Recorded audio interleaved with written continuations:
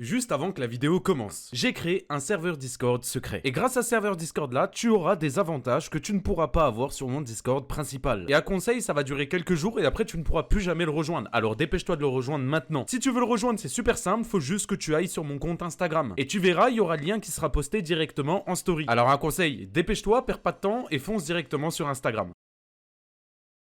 Yo tout le monde, c'est Punisher, j'espère que vous allez bien. Aujourd'hui, on se retrouve pour une nouvelle vidéo sur la chaîne Punisher V2. Aujourd'hui, on réagit à cette vidéo et vous allez voir que vous allez apprendre beaucoup de choses à propos de ce YouTuber. Comme toujours, la vidéo originale se trouve en description. Sur ce, je vous embête pas plus. N'oubliez pas le petit pouce bleu. Et nous, on est parti. Let's go. Ça part les mecs. Pourquoi Minecraft est en train de mourir? J'ai besoin de faire cette vidéo parce que je viens d'avoir une réalisation. Rien n'est préparé. Avant tout, d'après vous, est-ce que Minecraft est en train de mourir? Tapez 1 dans les commentaires si vous pensez que Minecraft est en train de mourir. Et tapez 2 si vous pensez que ça va pas changer, c'est comme d'hab quoi. Rien n'est écrit, mais il faut que je vous explique ma thèse. Je viens de terminer de tourner une vidéo sur Fortnite là, qui est un jeu sur lequel j'ai peut-être été un petit peu difficile. C'est vrai que dans le duel, j'ai toujours été team Minecraft. J'ai même fait une vidéo qui expliquait pourquoi est-ce que Minecraft allait tuer Fortnite. En même temps, je défends ma paroisse et je suis toujours team Minecraft, si je devais choisir, évidemment. Maintenant, je réalise quelque chose, la différence de philosophie de développement entre Minecraft et Fortnite. Pour la comprendre, je pense qu'il faut revenir aux sources de Minecraft. Hop, Ok. hop. Avant d'aller plus loin, Putain, j'étais à fond dedans, mais j'étais à fond dedans. initialement, Minecraft, c'est un jeu qui a été développé par un mec, Notch, tout seul, dans sa chambre, en slip, et qui a instantanément eu une résonance énorme. Voilà, Minecraft, depuis 2010, clairement, c'est un phénomène. C'est un truc qui est arrivé Ok. comme un tsunami et qui a tout déglingué sur le passage. Et c'est ça qui fait aussi la beauté du jeu, en un sens. C'est vrai, hein, on parle beaucoup de GTA qui a fait des stats, on parle beaucoup de Fortnite qui a fait des stats, mais Minecraft, hein,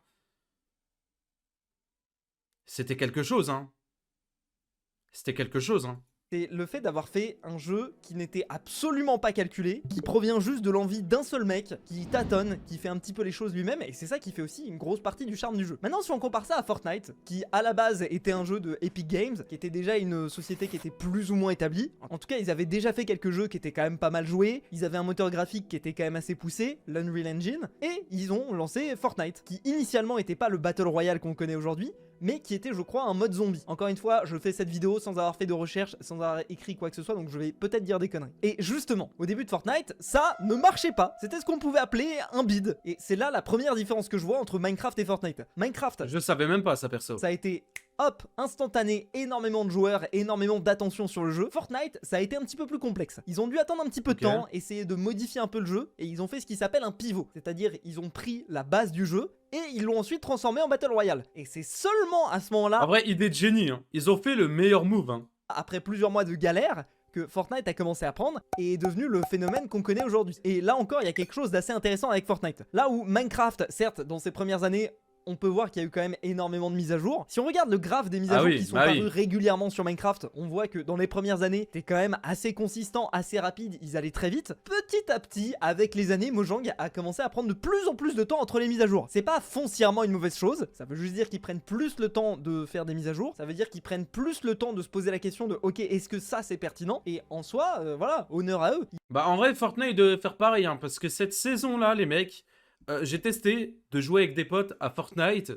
J'ai fait 3 games. 3 games, je suis mort des gants.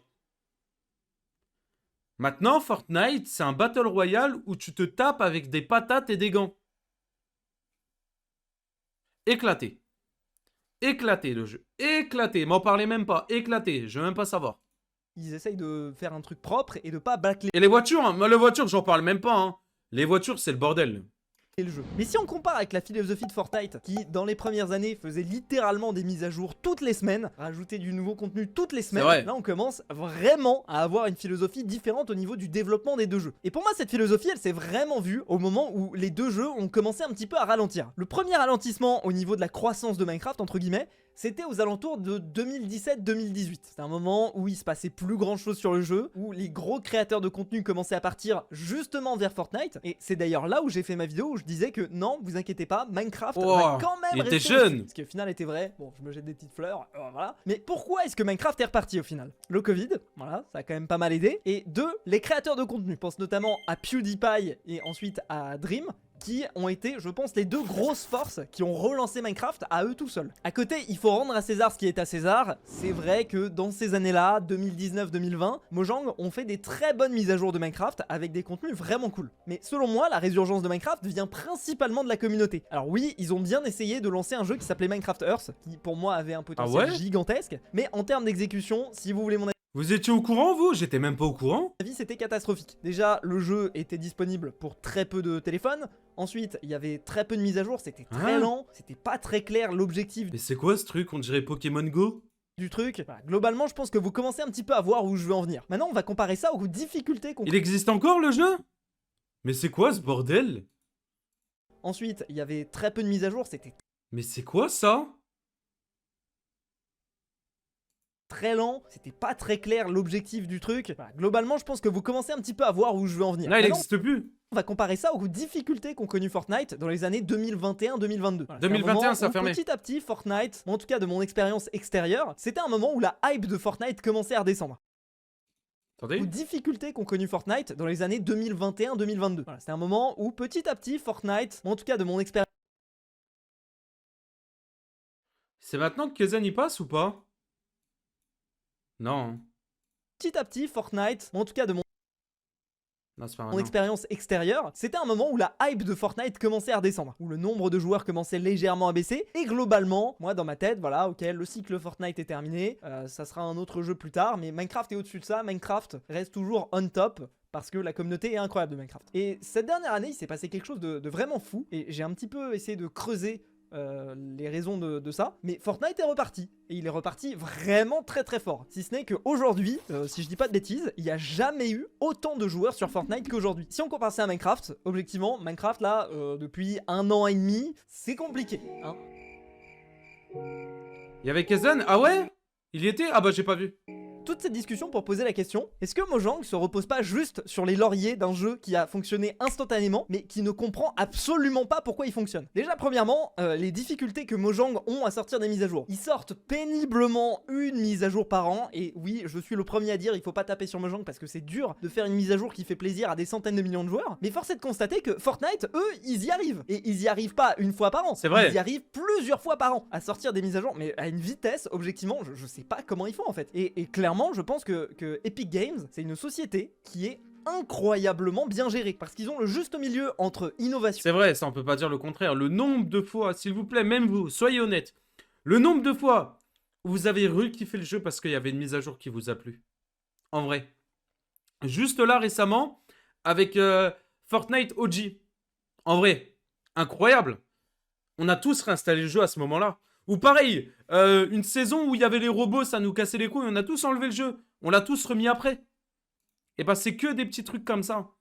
Et en vrai, ils sont trop forts. C'est eux qui ont apporté énormément de choses dans le game des jeux vidéo d'aujourd'hui. Je pense par exemple au code créateur. Quand on y réfléchit, 5% du chiffre d'affaires qui est donné aux créateurs de contenu sur Fortnite, c'est un énorme risque. Code créateur, j'ai pas envie de dire conneries, mais le code créateur, je pense qu'il m'a au moins rapporté, attention, je lis que des chiffres, mais genre sans abuser, j'ai pas envie de dire un truc abusé, donc je pense qu'il m'a au moins rapporté 1 million, peut-être pas 1 million, mais je pense honnêtement qu'on en est pas loin. Et encore, je suis pas le pire. Je pense que je dois être dans le top 5 c'est en énervé. France. Inox doit être devant, Michou, je pense qu'il doit être top 1. Michou, lui, c'est... Ça demande aussi du Son code créateur Michou Croûte, hein, croyez-moi les mecs. Hein. Il a coffré pour toute sa vie, Michou. Hein. travail à mettre en place, c'est une infrastructure de commission d'affiliation à faire, et c'est, enfin, au final, ça a été hyper efficace. Ça crée une véritable communauté autour du jeu, et je pense que c'est extrêmement rentable Et pour eux. surtout, je pense, hein, faut dire la vérité, je pense qu'aujourd'hui, il y a énormément de créateurs sur Fortnite qui n'aiment plus le jeu, mais qui produisent quand même du contenu parce que le code créateur rapporte énormément d'argent. En vrai, les mecs, vous pensez j'ai raison ou pas? C'est sûr et certain. C'est sûr et certain. De garder Les mecs, le code créateur, même moi, j'en avais un. Je devais avoir 500 soutiens. Les mecs, j'ai sorti aussi pas mal d'argent grâce à ça. Hein. créateurs. Et ça, c'est vraiment un minuscule exemple de ce qu'ils ont mis sur la table Fortnite. Et quand tu vois la vitesse à laquelle ils itèrent, et moi c'est quelque chose qui m'impressionne vraiment beaucoup, parce que par exemple sur Palladium, je connais la difficulté que c'est de mettre en production du nouveau contenu, des nouvelles features, des nouvelles choses, mais je suis juste admiratif de ce que la team de Fortnite arrive à faire en fait. Et quand tu regardes aussi qu'ils multiplient les modes de jeu, à côté ils font un mode de jeu Lego, ils font un mode de jeu avec des voitures, ils sortent tout un système un peu à la Roblox pour essayer de devenir un vrai métaverse. Ils ont tout fait. Ils ont une vraie vision en fait autour de leur jeu. Et ils ont Et même le fait d'avoir d'avoir ajouté le créatif où les gens peuvent faire leur propre map, du coup, ça fait plein de mini-jeux. Ça, c'était l'idée de génie.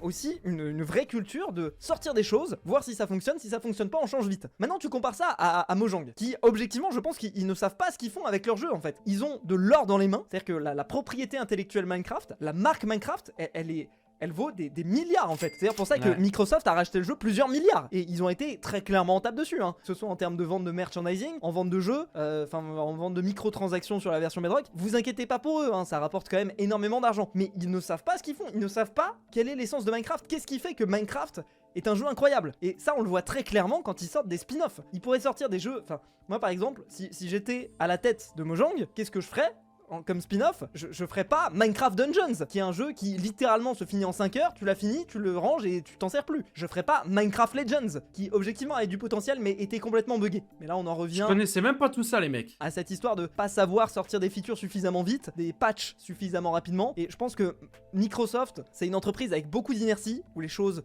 sont lentes, où les choses passent par de nombreux process, ce qui fait que c'est pas possible d'avoir cette mentalité move fast and break things. Voilà, pendant très longtemps, c'était le credo de Facebook, c'est fais les choses rapidement, et c'est pas grave si tu casses les trucs, du moment que tu les répares vite, globalement. Et Microsoft, c'est tout le contraire. C'est va lentement, et si tu fais de la merde, tu seras viré. Ce qui fait que les choses ne bougent pas, et ce qui fait qu'on reste un petit peu dans un espèce de statu quo où personne ne prend de risques. Ce que je disais, c'est que personnellement, si j'étais à la tête de Mojang, je ferais des paris beaucoup plus risqués sur les spin-offs de Minecraft. Par exemple, je suis personnellement persuadé que si, à la place de Minecraft Legends, d'avoir sorti un jeu un peu machin comme ça, ils avaient sorti un vrai MMORPG Minecraft avec un vrai univers, ça aurait été un banger incroyable. Minecraft Earth, pareil, c'était un manque complet de vision. J'ai fait une vidéo complète sur ma chaîne sur pourquoi est-ce que Minecraft Earth c'était un échec et ce que j'aurais fait pour le changer. Je continue à le penser. Alors après, évidemment, c'est facile de parler quand on n'est pas en train de faire. Je dis pas le contraire, et encore une fois, je pense que j'ai absolument pas les compétences entrepreneuriales Ah ouais, pour il a gérer un raison, truc hein. comme Fortnite à la vitesse à laquelle ils font les choses. Et souvent, Il a raison, hein. on pense que avec beaucoup d'argent, c'est facile de faire les choses. Au contraire, je pense que plus t'as d'argent, plus t'as une organisation qui est grosse et qui est complexe, plus t'as de choses à perdre, plus c'est difficile de faire les choses rapidement et de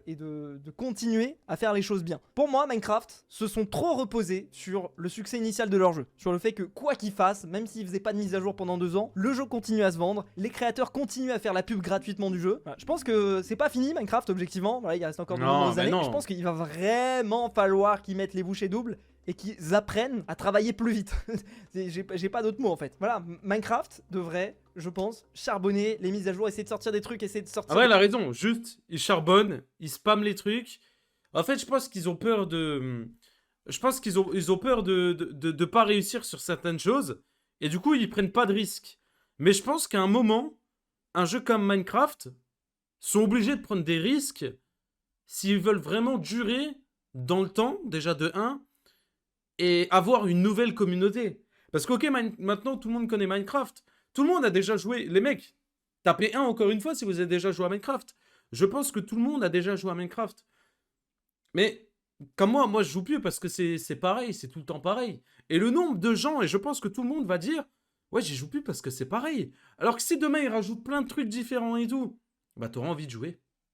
C'est tout. Des choses inattendues, des choses créatives. Je pense que ce qu'ils font par exemple pour le 1er avril, typiquement c'est une idée incroyable. Ça crée un événement, alors c'est du taf, il faut le sortir le 1er avril, etc. Mais je trouve que c'est vraiment une très bonne chose en fait. Ça crée de l'émulsion autour du jeu. Et ils devraient créer vraiment des temps forts, limite tous les mois sur Minecraft. Faire des, je sais pas, ils devraient ouvrir un serveur public Minecraft, voilà, officiel, sur lequel il y aurait des événements, sur lequel il y aurait des trucs cool qui se passent. Il devrait faire un système de modding vraiment qui permette de télécharger des mods automatiquement depuis le jeu sans avoir à passer par les datapacks, les trucs machin et tout. Voilà, laisser les gens programmer en fait. Mais voilà, je pense que ils partent pas forcément dans la meilleure des directions, Minecraft. Je pense pas que ce soit perdu, mais je pense qu'ils devraient vraiment s'inspirer de Fortnite. Voilà, Fortnite c'est pas mon jeu de cœur, hein, objectivement je dois avoir 20 heures de jeu dessus, mais force est de constater, j'ai lancé le jeu pour la première fois il y a 7 mois, le jeu il est magnifique, il y a des mises à jour tout le temps, t'as envie Il d'y y a jouer. 7 mois. Il y a plein de trucs qui se passent, il y a des événements, enfin voilà, c'est vraiment, ils ont géré de fou. Et pour moi, ils méritent leur succès, parce que c'est pas un succès qui leur est tombé dessus, parce qu'ils ont vraiment travaillé, ils ont vraiment itéré. Pour moi, c'est une leçon en product management, Fortnite. Moi, personnellement, c'est une vidéo que j'avais envie de faire pour avoir votre avis. N'hésitez pas à en débattre dans les commentaires. Salut! Je suis du même avis que lui, hein. En vrai, les mecs, vous voulez ajouter quoi d'autre? La vidéo est très bonne, il a tout dit. Il a tout dit. Alors, je suis pas un fan de Minecraft. J'ai déjà joué à Minecraft et tout à l'époque et tout. Mais en vrai, dans ce qu'il dit, il a raison. Tout le monde connaît déjà Minecraft, faut juste donner envie aux gens de retourner sur le jeu. Et pour ça, il faut des mises à jour. Et pas une mise à jour par an.